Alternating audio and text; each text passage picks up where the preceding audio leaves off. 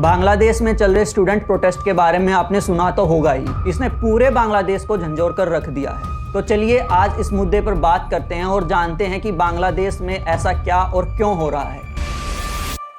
ये प्रोटेस्ट सरकार के क्योटा सिस्टम के खिलाफ बड़े ही शांतिपूर्वक तरीके से स्टार्ट हुआ था, लेकिन देखते ही देखते सिचुएशन इतनी बिगड़ गई कि वॉयलेंट क्लैशेज होने लगे और सिचुएशन को संभालने के लिए मिलिट्री कर्फ्यूज लगाए गए, इंटरनेट को शट डाउन किया गया। लेकिन ये सब करने के बावजूद भी सिचुएशन कंट्रोल में नहीं आई। इन सब का कोई खास फर्क नहीं पड़ा। प्रोटेस्ट शुरू होने के बाद से ही 300 से भी ज्यादा लोग अपनी जान गंवा चुके हैं और हजारों लोग घायल हुए हैं। Protesters prime minister Sheikh Hasina को डिक्टेटर बता रहे हैं और क्योटा सिस्टम को अनकॉन्स्टिट्यूशनल एंड करप्ट बताते हुए इसे खत्म करने की मांग कर रहे हैं।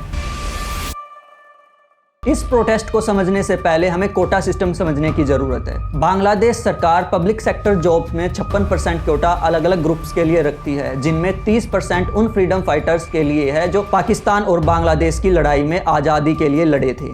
बाकी quota women, ethnic minorities, backward district and disabled people के लिए है। प्रोटेस्टर्स मांग कर रहे हैं कि एथनिक माइनॉरिटीज और डिसेबल्ड के अलावा सारा कोटा हटा दिया जाए। इस मुद्दे की जड़ 1971 से पहले वेस्ट पाकिस्तान द्वारा ईस्ट पाकिस्तान जो अब बांग्लादेश है उसके साथ होने वाले भेदभाव में है। वेस्ट पाकिस्तानी मिलिट्री के अत्याचारों ने बांग्लादेशी लिबरेशन वॉर को जन्म दिया, जिसमें भारत ने भी मदद की थी और 1971 में बांग्लादेश एक आजाद देश बन गया। इस आजादी की लड़ाई में जो लोग लड़े थे उन्हें पब्लिक सेक्टर जॉब्स में कोटा मिला। पहले ये कोटा सिर्फ फाइटर्स के लिए था, लेकिन बाद में इसको उनके बच्चों और पोते पोतियों तक बढ़ा दिया गया। प्रोटेस्टर्स का कहना है कि ये एक्सटेंशन करप्ट है, क्योंकि सरकार तय करती है कि कौन फ्रीडम फाइटर की कैटेगरी में आएगा और कौन नहीं। इससे जो लोग रूलिंग आवामी पार्टी से जुड़े हैं उन्हें ज्यादा फेवर मिलता है।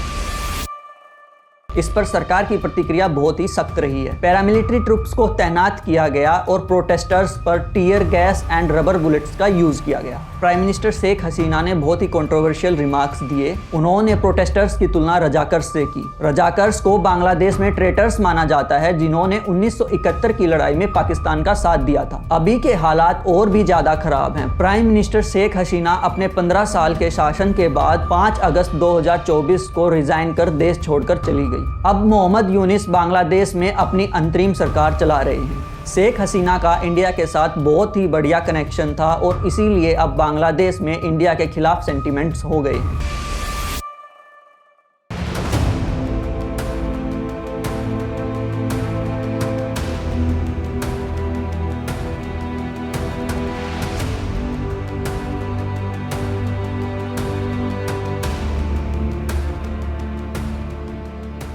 दूसरी ओर बांग्लादेश में बाढ़ ने तबाही मचा दी है। 50 लाख से भी ज्यादा लोग इससे प्रभावित हुए हैं और 20 से भी ज्यादा लोगों की मौत हो चुकी है। अब बांग्लादेशियों ने इंडिया पर आरोप लगाए हैं कि त्रिपुरा के डम्बूर डैम से जानबूझकर पानी छोड़कर इस बाढ़ को आर्टिफिशियली क्रिएट किया गया है। लेकिन इंडिया की मिनिस्ट्री ऑफ एक्सटर्नल अफेयर्स ने ये क्लैरिफाई किया है कि गोमती रिवर पर त्रिपुरा में जो डम्बूर डैम है उससे पानी छोड़ने पर यह बाढ़ नहीं आई है। इसका प्राइम रीजन हैवी रेनफॉल है। डम्बूर डैम में इतना ज्यादा पानी रोकने की शक्ति ही नहीं है कि उसे रिलीज करने पर इतने बड़े एरिया में बाढ़ ला सके। बांग्लादेश के कुछ पॉलिटिकल ग्रुप्स ने भी इन आरोपों को गलत बताते हुए कहा है कि ये आरोप सिर्फ एंटी इंडिया सेंटिमेंट्स को बढ़ावा देने के लिए लगाए गए हैं। अब देखना यह है कि बांग्लादेश की अंतरिम सरकार किस तरह इस सिचुएशन को अंडर कंट्रोल करती है। ऐसे ही अपडेट्स पाने के लिए हमारे चैनल को जल्दी से सब्सक्राइब कर लीजिए और अगर ये वीडियो आपको पसंद आई हो तो लाइक एंड कमेंट कीजिए।